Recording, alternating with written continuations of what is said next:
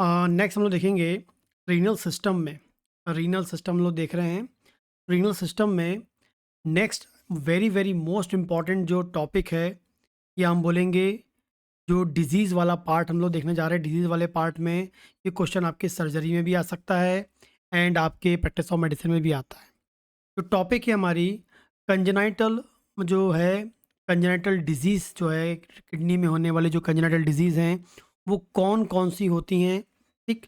और इसमें इम्पॉर्टेंट जो कंजेनाइटल डिजीज़ है जो एग्ज़ाम के व्यू से, चाहे हम बात करें शॉर्ट नोट्स की बात करें, ठीक है, लॉन्ग क्वेश्चंस की बात करें, या हम बात करेंगे कॉम्पिटिटिव एग्ज़ाम की बात करें, तीनों में यहाँ से क्वेश्चन आपको मिलते हैं। तो जो पहला टॉपिक हम देखेंगे कंजेनाइटल रीनल डिजीज़ की, हम देखेंगे horseshoe shape kidney. Horseshoe shape kidney या हॉर्सशू किडनी क्या होता है, ठीक है। कंप्लीट देखने वाले हैं, क्या पैथोलॉजी होती है, क्या क्लिनिकल फीचर्स होते हैं, क्या इन्वेस्टिगेशन आपको कराने होते हैं, कौन सा ट्रीटमेंट करना है, कौन सी सर्जरी आपको करनी होती है, ठीक है। तो मोस्ट इम्पॉर्टेंट क्वेश्चन है, आपके कॉम्पिटिटिव एग्जाम में भी आता है, ठीक। तो हॉर्सशू शेप किडनी क्या है? हॉर्सशू शेप किडनी जो है कंजेनाइटल रीनल एनोमली है। कंजेनाइटल रीनल एनोमली है। पहला ही जो ये पॉइंट है एग्जाम में आ जाता है कि हॉर्सशू शेप किडनी क्या है। कंजेनाइटल रीनल एनोमली है, ठीक है। एग्जैक्टली इसमें क्या होता है, lower pole of both kidney, दोनों किडनी के जो लोअर पोल होते हैं, ये जो लोअर पोल दिख रहे हैं ये कैसे होते हैं, आपस में फ्यूज या आपस में जुड़े होते हैं। जनरली सेपरेट होते हैं लेकिन ये आपस में बिल्कुल जुड़े होते हैं, पूरे के पूरे जुड़े होते हैं। तो lower pole of both kidney fuse across mid line, ठीक है। तो जो लोअर पोल ऑफ किडनी होती है वो आपस में कैसी होती है, जुड़ी होती है और फॉर्म करती है यू शेप स्ट्रक्चर, और जिसे हम क्या बोलते हैं, हॉर्सशू शेप किडनी बोलते हैं, ठीक है। फिर से एक बार देखते हैं कि जो हॉर्सशू शेप किडनी एग्जैक्टली क्या होती है। एक कंजेनाइटल एनोमली होती है, कंजेनाइटल डिजीज़ होती है, ठीक है। जिसमें क्या होता है, किडनी के जो दोनों जो लोअर पोल होते हैं, ये लोअर पोल जो होते हैं वो आपस में चिपके होते हैं, फ्यूज्ड होते हैं, और जो यू शेप का स्ट्रक्चर फॉर्म करते हैं, और इसे ही हम बोलते हैं क्या, हॉर्सशू शेप किडनी बोलते हैं, ठीक है। मोस्ट कॉमन रीनल फ्यूज़न है। सबसे कॉमन जो है, या हम बोलेंगे रीनल फ्यूज़न की जो एनोमली है, या कंजेनाइटल एनोमली है, रीनल फ्यूज़न एनोमली है। आपका एग्जाम में आता है कंजेनाइटल रीनल एनोमली, सबसे कॉमनेस्ट कौन सी है, हॉर्सशू शेप किडनी है, ठीक है। रीनल फ्यूज़न एनोमली कौन सी है, बहुत कॉमनली वो कौन सी है, हॉर्सशू शेप किडनी है। दो क्वेश्चन बनते हैं, renal fusion anomaly, most common जो common most common renal fusion anomaly, ये क्वेश्चन आ जाएगा। तब भी आपको हॉर्सशू शेप किडनी लगाना है। एंड सेकंड मोस्ट इंपॉर्टेंट जो पॉइंट बनता है यहाँ से कि कॉमन किडनी एनोमली जो होता है वो कौन सा होता है, हॉर्सशू शेप किडनी होता है, ठीक है।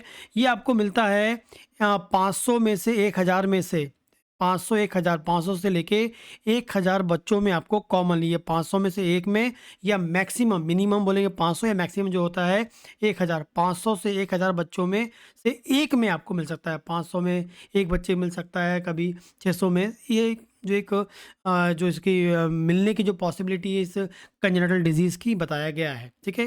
ये भी एग्जाम में आता है। मोस्ट कॉमनली किसे मिलता है, मेल में मिलता है। ये भी कॉम्पिटिटिव एग्जाम क्वेश्चन है। मोस्ट कॉमनली किसमें मिलता है, आपको मेल में मिलता है, ठीक है। एक कॉमन कॉन्सेप्ट आपको याद रखना है, नॉर्मली जो टेस्टिस होती हैं, जैसे जैसे बच्चे का ग्रोथ होता है इंट्रा यूट्राइन लाइफ में, बच्चा डेवलप होता है, तो जैसे जैसे बच्चे की ग्रोथ होती है, यदि वो मेल है तो उसमें टेस्टिकल्स होते हैं। तो टेस्टिकल्स जो होते हैं वो नीचे की ओर डिसेंड डाउन, उनका प्रॉपर जो डेवलपमेंट होता है, तो जो टेस्टिस है नीचे की ओर मूव होती हैं और फाइनली स्क्रोटम में जाकर स्क्रोटम में चले जाती हैं।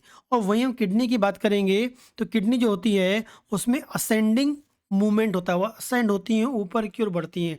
जैसे जैसे किडनी डेवलप होती है या बॉडी डेवलप होती है, कंप्लीट बेबी डेवलपमेंट होता है, तो टेस्टिकल्स जो होती है डेवलप होके नीचे की ओर जाती हैं नॉर्मली, एंड जो किडनी होती है वो असेंडिंग मतलब ऊपर की ओर मूव करती हैं नॉर्मली।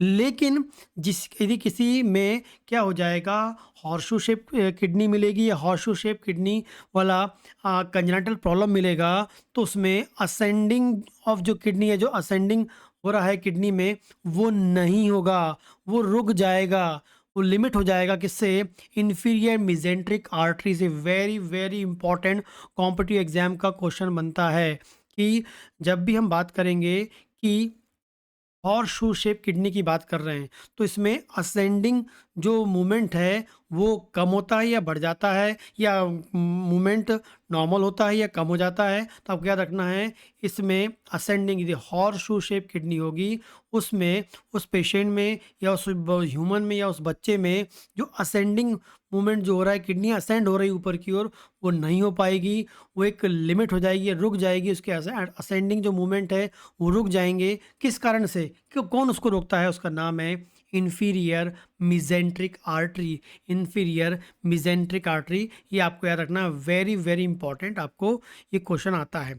आगे हम बात करते हैं इटियोलॉजी से, कौन कौन से कारण हैं जिस कारण से आपको हॉर्सशू शेप किडनी मिल सकती है। ठीक है, तो नॉर्मली क्या होता है, नॉर्मल जो किडनी है उसका, जो हॉर्सशू शेप किडनी का जो हम बात करेंगे ड्यूरिंग एम्ब्रियोजेनेसिस, मतलब इंट्रायूट्राइन लाइफ में बच्चा डेवलप हो रहा है, यहाँ पर हम उसे क्या बोलते हैं, एम्ब्रियोजेनेसिस हम बोलते हैं। क्या बोलते हैं, एम्ब्रियोजेनेसिस बोलते हैं।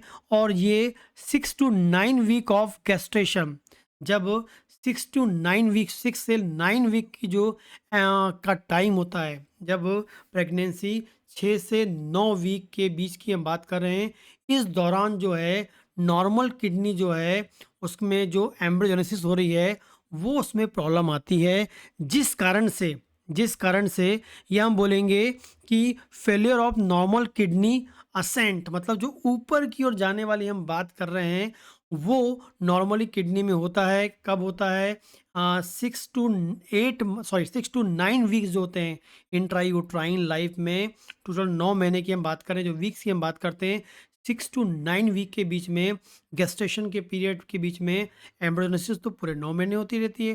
तो इस दौरान जो होता है उसका मूवमेंट होता है, वो अपवर्ड जो मूवमेंट होता है या असेंडिंग जो मूवमेंट होता है वो फेल हो जाता है, या प्रॉपरली जो सेपरेशन होना चाहिए वो नहीं हो पाता है। और फाइनली वहाँ पर वो क्या मिलता है, फ्यूज़न मिलता है, fusion of Meta nephritic tissues, हमको क्या मिलता है, fusion of Meta nephritic tissues का फ्यूज़न मिलता है। ठीक है, इस कारण से आपको हॉर्सशू शेप किडनी में आपको ये जो कॉज हम बात कर रहे हैं, कॉज क्या है, मेटा नेफ्रेटिक टिश्यू का फ्यूजन मिलेगा। ठीक है, बहुत कॉमनली कब मिलेगा, 6 to 9 वीक के बीच में, जब इसका डेवलपमेंट प्रॉपरली होता है, तब कोई प्रॉब्लम आ जाए तब आपको हॉर्सशू शेप किडनी की प्रॉब्लम मिलती है। या जेनेटिक फैक्टर्स जो होते हैं वो रिस्पॉन्सिबल हो सकते हैं, हॉर्सशू शेप किडनी को के लिए रिस्पॉन्सिबल हो सकते हैं। एंड कुछ क्रोमोजोमल एबनॉर्मलिटी, क्रोमोजोमल एबनॉर्मलिटी भी होती है, क्रोमोजोमल डिसऑर्डर्स भी होते हैं, इससे हम बात करेंगे। टर्नल सिंड्रोम की बात करेंगे, उसमें हमको मिल सकती है। ट्राइसोमी 18 में हमको मिल सकती है, एंड ट्राइसोमी 13 में आपको मिल सकती है। ट्राइसोमी 18 एंड ट्राइसोमी 13 में भी आपको हॉर्सशू शेप किडनी मिलती है। तो हॉर्सशू शेप किडनी के पहला कॉज क्या है, 6 to 9 वीक के गेस्टेशन पीरियड में कोई प्रॉब्लम हो जाए तब। दूसरा है मेटा नेफ्रेटिक टिश्यूज़ का फ्यूज़न होता है, जेनेटिक फैक्टर्स कुछ हो सकते हैं, या फिर क्रोमोसोमल डिसऑर्डर हो सकते हैं, टर्नर सिंड्रोम हो गया, ट्राइसोमी 18 हो गया, ट्राइसोमर 13 में आपको ये मिल सकता है। ये कॉमन कॉज आपको याद रखना है, एग्जाम में आता है। ऐसे कौन सी क्रोमोसोमल डिसऑर्डर्स होते हैं जिसका लिंक हो सकता है हॉर्सशू शेप किडनी के लिए, टर्नर सिंड्रोम, ट्राइसोमी 18, ट्राइसोमी 13, ये जो कुछ क्रोमोसोमल एब्नॉर्मेलिटी होती है। आगे हम बात करते हैं पैथोजेनेसिस की, हम बात करते हैं। ठीक है, due to fusion of lower pole जो होता है किडनी का, ठीक है, ठीक है, due to fusion of lower pole fuse होता है या आपस में चिपक जाता है, जिस कारण से जो किडनी है वो ऊपर की ओर असेंड नहीं हो पाती है। नॉर्मली क्या होती है, किडनी ऊपर की ओर असेंडिंग क्या होता है, किडनी का नॉर्मल जो पोजीशन होता है ऊपर की ओर जाना होता है, लेकिन ड्यू टू लोअर जो पोल किडनी के हैं वो आपस में चिपक गए हैं, यू शेप बना लिए हैं, हॉर्स शेप बना लिए, जिस कारण से वो ऊपर की ओर असेंड नहीं हो पाता है। और जब वो असेंड ऊपर की ओर नहीं हो पाता है तो वो ट्रैप हो जाता है इन्फीरियर मिजेंट्रिक आर्टरी में। वही मैंने कहा था आपको, वो लिमिट करती है, रोकती है, या वहाँ पर ट्रैप हो जाती है जो लोअर पोल होता है किडनी का, या जिस कारण से वो असेंड नहीं हो पाती। किस कारण से? Inferior mesenteric artery. Most important competitive exam question है कि हॉर्स शू शेप किडनी में, हॉर्स शू शेप किडनी है उसमें जो उसका जो असेंडिंग जो प्रोसेस होनी थी वो किस कारण से ट्रैप हो गई, किस कारण से लिमिट हो गई? वो हो गई इन्फीरियर मिजेंट्रिक आर्टरी के कारण हो गई। ठीक है, ये आपको याद रखना है। आगे बात करते हैं, जब ये हॉर्सशू शेप किडनी होती है, फ्यूज़न होता है, जिस कारण से जो हॉर्सशू शेप किडनी होती है या जो फ्यूज़न हो गया जिस कारण से ट्रैप हो गई है, वो किस कारण से? इन्फीरियर मिजेंट्रिक आर्टरी के द्वारा ट्रैप हो गई है। तो एग्जैक्टली वो कहाँ दिखेगा हमको? किडनी किडनी का जो इस्थमस इस्थमस पार्ट ऑफ जो किडनी है वो हमको कहाँ मिलेगा? L3 और L4 में मिलेगा। ये भी कॉम्पिटिटिव एग्जाम क्वेश्चन है कि हॉर्सशू शेप किडनी में जो हॉर्सशू शेप किडनी का जो इस्थमस होता है, इस्थमस पार्ट जो होता है वो कहाँ पर होता है? L3 और L4 के बीच में होता है। ये आपको याद रखना है, बहुत ही इंपॉर्टेंट एग्जाम में आता है। ठीक है, आगे हम बात करेंगे एबनॉर्मल। अब जिस कारण से क्या होता है, जब हॉर्सशू शेप किडनी होती है तो उसमें क्या होगा? एबनॉर्मल रीनल रोटेशन होगा। एबनॉर्मल रीनल रोटेशन हमको मिलेगा जब भी हॉर्सशू शेप किडनी होगी, तो उसमें एबनॉर्मल रीनल रोटेशन मिलेगा, जिसे हम बोलेंगे माल रोटेशन बोलेंगे। जिसे हम क्या बोलेंगे? माल रोटेशन मिलेगा। माल रोटेशन मिलेगा या एबनॉर्मल रीनल रोटेशन मिलेगा। मीन्स जिस कारण से क्या मिलेगा? Malposition of ureter. Malposition of ureter मतलब जो यूरेटर जो होता है, जो किडनी से निकलने वाला जो यूरेटर होता है, इसका जो सही लोकेशन होगा, सही पोजीशन होगा, वो आपको नहीं मिलेगा। माल पोजीशन ऑफ यूरेटर मिलता है। ठीक है, तो जिस किसी पेशेंट में और शू शेप किडनी होती है तो उसमें आपको एबनॉर्मल रीनल रोटेशन मिलेगा, जिसका मतलब होता है माल रोटेशन मिलेगा। एग्जैक्टली इसका मीनिंग क्या होता है? माल पोजीशन ऑफ यूरेटर, मतलब जो यूरेटर है वो रियल पोजीशन में नहीं होगा, जिस कारण से आपको क्या मिलेगा? रिस्क मिल सकती है यूरिनरी स्टेसिस एंड ऑब्स्ट्रक्शन। जो यूरिन का जो फ्लो है वो रुक सकता है, यूरिन का जो फ्लो है वो ब्रेक हो सकता है। यूरिन के फ्लो में जो किडनी में यूरिन बनती है वो यूरेटर से बाहर निकलती है नॉर्मली, फिर यूरिनरी ब्लैडर में जाती है, फिर यूरेटर से होता हुआ बाहर निकलती है। लेकिन जो किडनी में यूरिन बनेगी वो किडनी से बाहर ही नहीं निकल पाएगी, क्योंकि जो फ्लो है, जो ट्यूब है यूरेटर, वो कैसा है? उसमें ऑब्स्ट्रक्शन हो रहा है, उसमें स्टेसिस हो रहा है। क्यों हो रहा है? क्योंकि यूरेटर की जो पोजीशन है वो रियल जगह में नहीं है, मैल पोजीशन है, माल पोजीशन है। क्यों है? क्योंकि माल रोटेशन है, माल एबनॉर्मल रीनल रोटेशन है। किस कारण से है? क्योंकि हॉर्स शू शेप किडनी है, क्योंकि वो उसका असेंडिंग पोजीशन आ ही नहीं पाया, वो असेंड हो नहीं पाई है, वो ट्रैप हो गई है, फंस गई है इन्फीरियर मिजेंट्रिक आर्टरी में। इन्फीरियर मिजेंट्रिक आर्टरी में ट्रैप होने के कारण, असेंडिंग मूवमेंट ना होने के कारण क्या हो गया है? उसमें माल रोटेशन हो गया है, माल पोजीशन ऑफ यूरेटर हो गया है, जिस कारण से पेशाब किडनी में बन रही है लेकिन बाहर निकल नहीं पा रही है। यूरिनरी स्टेसिस हो गई है, मतलब आपकी जो ट्यूब है उसमें नैरोइंग आ गई है, एंड ऑब्स्ट्रक्शन आपको मिल रहा है, जिस कारण से यूरिन आउटपुट या बोलेंगे यूरिन किडनी का जो ड्रेनेज है वो इम्पेयर्ड होता है, रुक जाता है, ख़राब हो जाता है, और जिस कारण से किडनी में हमको क्या मिल सकती है? हाइड्रोनेफ्रोसिस मिलता है। मतलब किडनी में यूरिन तो बन रही है लेकिन वो बाहर नहीं निकल पा रही है, जिस कारण से किडनी के अंदर क्या होगा? और आपको क्या मिलेगी? किडनी जो है अंदर से स्वेलिंग मिलेगी, किडनी में स्वेलिंग मिलेगी आपको, जिसे हम क्या बोलेंगे? किडनी के अंदर के जो टिश्यू हैं, सेल हैं, वहाँ पर हमको स्वेलिंग मिलेगी, जिसे हम क्या बोलेंगे?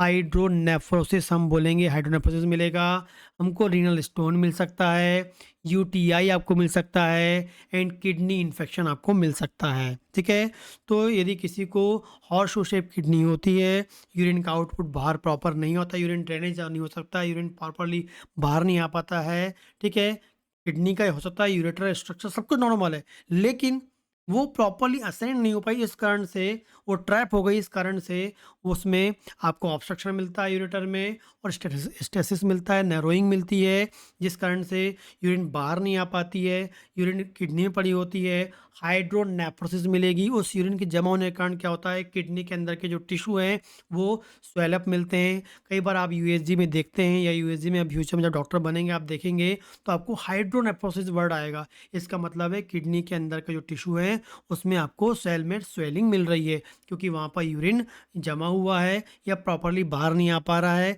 जनरली आपको बहुत कॉमनली आपको रीनल स्टोन वाली प्रॉब्लम में, रीनल स्टोन में आपको मिलता है, जहाँ रीनल स्टोन होता है लोकेट, उसके आजू बाजू वाले टिश्यू में आपको हाइड्रोनेफ्रोसिस मिल सकती है, क्योंकि स्टोन के कारण वो प्रॉब्लम बनती है। ठीक है, लेकिन हम यहाँ क्या बात कर रहे हैं, हॉर्स शू शेप किडनी है, जिस कारण से हाइड्रोनेफ्रोसिस, रीनल स्टोन हो सकता है, यूटीआई बार बार मिल सकता है, और किडनी में इन्फेक्शन आपको बार बार मिल सकता है। ठीक है, ये आपको मोस्ट कॉमनली मिलता है। इसके अलावा बात करते हैं, नॉर्मली क्या होता है जब किडनी ऊपर की ओर मूव करती है, असेंड होती है, जो कैलेक्स पार्ट होता है वो पोस्टीरियरली होता है, लेकिन due to horseshoe shape kidney, जो किडनी में मिल रहा है, हॉर्सशू शेप किडनी हो रही है, तो जो कैलेक्स पार्ट जो होता है वो कैसा होता है, मीडियली होता है। Very very important competitive exam question है कि हॉर्सशू शेप किडनी में जो कैलेक्स पार्ट होता है वो कैसा होता है, मीडियली होता है, ना कि पोस्टीरियरी।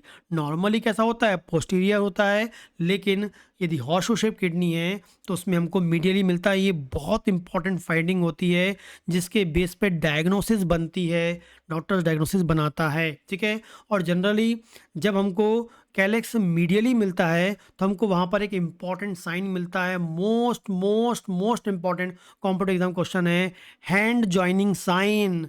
हैंड जॉइनिंग साइन, किडनी आपको ऐसी जुड़ी हुई, नीचे वाला फ्यूज है तो हाथ जैसे आपस में जुड़े होते हैं, हैंड जॉइनिंग साइन बोलते हैं, या हम इसे बोलते हैं हैंड होल्डिंग कैलेक्स साइन बोलते हैं। हैंड होल्डिंग कैलेक्स साइन या hand joining sign. Hand joining sign, hand holding calyx sign, दोनों एक ही है। ये काय में आपको मिलता है, हॉर्स शू शेप किडनी में आपको मिलता है। क्यों मिलता है, क्योंकि जो उसका कैलेक्स होता है वो मीडियली आपको हो जाता है, क्योंकि उसका प्रॉपर असेंडिंग नहीं है, और उसका क्या है, एबनॉर्मल रोटेशन होने के कारण ये आपको मीडियली मिलता है। ठीक है, और इसको ये हम पता कैसे कर पाते हैं, कौन से टेस्ट के द्वारा पता कर, जैसे हम यूएसजी करते हैं, एमआरआई करते हैं, सीटी स्कैन करते हैं, तो एग्जैक्टली कैलेक्स का मीडियली रोटेशन, मीडियली पार्ट देखें कि जो कैलेक्स मीडियली है या पोस्टीरियर, ये एग्जैक्टली हम इसके द्वारा पता कर पाते हैं, वो करते हैं इंट्रावेनस यूरोग्राफी, आईवीयू जो एक टेस्ट होता है, जिसके द्वारा हम लोग पता कर पाते हैं, या जिसके द्वारा हमें मालूम चलता है कि किडनी जो है वो कैसी है, जो उसका कैलेक्स कैसा है, मीडियली है। इसका मतलब किडनी के, यदि किडनी का कैलेक्स पार्ट क्या है, मीडियली है, इसका मतलब है उसमें हैंड जॉइन साइन मिलेगा या हैंड होल्डिंग कैलेक्स साइन मिलेगा। दैट मीन्स उसको कौन सी किडनी है, हॉर्स शू शेप किडनी है, ये आपको मालूम चलता है। ये मोस्ट इंपॉर्टेंट जो गोल्डन स्टैंडर्ड जो टेस्ट होगा वो कौन सा होगा, इंट्रावेनस। तो इंट्रावेनस यूरोग्राफी, आईवीयू हम जिसे बोलते हैं। ठीक है, तो आपको हैंड जॉइनिंग साइन कौन से टेस्ट के द्वारा मिलता है, आईवीयू के द्वारा मिलता है। कॉम्पिटिटिव एग्जाम में क्वेश्चन यहाँ से कोई भी आपको आ सकता है, याद होना चाहिए, बहुत ही इंपॉर्टेंट क्वेश्चन यहाँ से बनते हैं, जो आपके लिए एग्जाम में भी आपको लिखने हैं। जब तो आप थ्योरी एग्जाम लेंगे तब तो लिखना है, लेकिन कॉम्पिटिटिव एग्जाम के लिए बहुत ही अधिक ज़रूरी होता है, या क्लिनिकली हम बात करेंगे, आपने ये टेस्ट लिखा है तो आपको मालूम चलेगा। ठीक है,